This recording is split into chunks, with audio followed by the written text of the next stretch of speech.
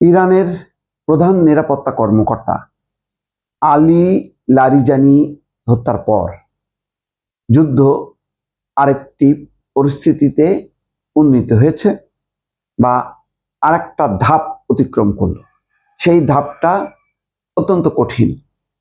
এখন ইরান যেটি করলো সেটি হচ্ছে আরো শক্তিশালী ক্লাস্টার ওয়ারহেড দিয়ে হামলা করেছে, যেটি ইসরায়েল নিজে বলেছে যে এটি হচ্ছে একটা ভয়ঙ্কর ধরনের অস্ত্র, যেটা আকাশ থেকে অনেকগুলো বিস্ফোরক ছড়িয়ে ছিটিয়ে যে আঘাত হানে। তো সেই জিনিস হচ্ছে ক্লাস্টার ওয়ারহেড, সেটা দিয়ে হামলা করা হচ্ছে। ইরানের সেনাবাহিনী প্রতিশোধ নেয়ার ঘোষণা করেছে।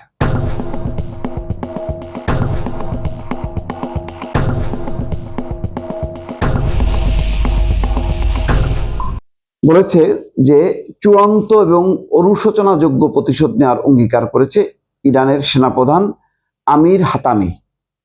এই যে দেখেন, ইরানের সেনাপ্রধানের নাম বললাম আমির হাতামি, দুদিন পরে দেখবেন যে সেই আমির হাতামি নাই।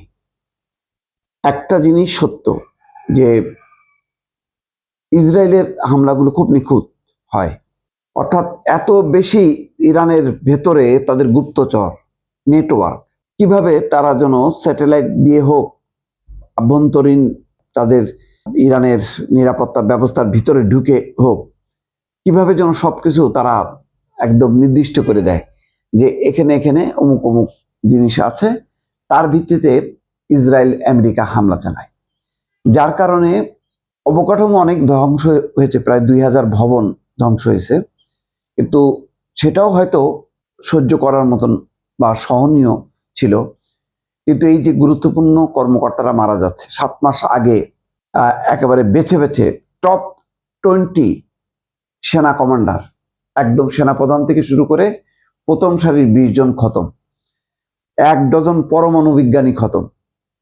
আর এবার তো অকল্পনীয়, প্রধান ধর্মীয় নেতা নাই, প্রতিরক্ষা মন্ত্রী নাই, আইআরজিসির যে প্রধান সেনাপ্রধান সে পর্যন্ত নাই।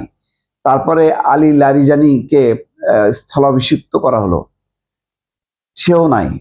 তারপরে আরেকটি সংস্থা বাজাস, তার প্রধান ইয়েমিনি সম্ভবত নাম, তিনিও শেষ।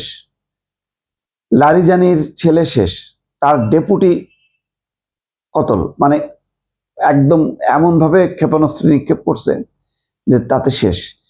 এই অবস্থায় এই যে ইরান বারবার বলে যে প্রতিশোধ নেবে চূড়ান্ত এবং অনুশোচনাযোগ্য, কিন্তু ইরানের আক্রমণগুলো যেটা দেখা যাচ্ছে সেটা হচ্ছে ওভারঅল তারা তেল আবিবের মধ্যাঞ্চলে বা এতে খুব শক্তিশালী ক্ষেপণাস্ত্র দিয়ে আঘাত করছে, কিন্তু সেই আঘাতে কি এই পর্যন্ত ইসরায়েলের একজন সেনা কর্মকর্তা, একজন কোন রাজনৈতিক কর্মকর্তা নিহত হয়েছে বা আহত হয়েছে তার খবর কিন্তু আমরা পাইনি। তার মানে ইরান ছুটছে ওভারঅল, মানে যে যে তাদের বিভিন্ন কেন্দ্রে বিভিন্ন ভবনে আঘাত হানছে, কিন্তু তাদের যে নিরাপত্তা ব্যবস্থা কে কোথায় আছে সেইগুলোর টার্গেট কিলিং যেটা বলে সেটা কিন্তু ইরান পারছে না। এটা ইরানের এই ব্যর্থতা এবং এর খেসারত দিচ্ছে।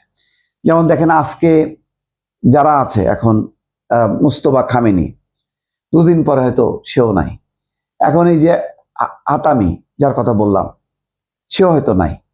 আবার তাদের কিছুদিন পর পর শুধু মানে কর্মকর্তা বদল করতে হচ্ছে বাধ্য হয়ে।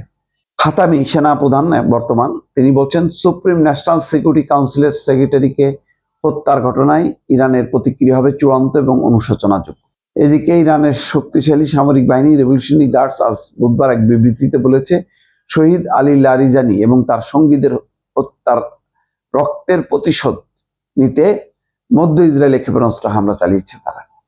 এখন কতটুকু সেটি কার্যকর হবে দেখার বিষয় দর্শক।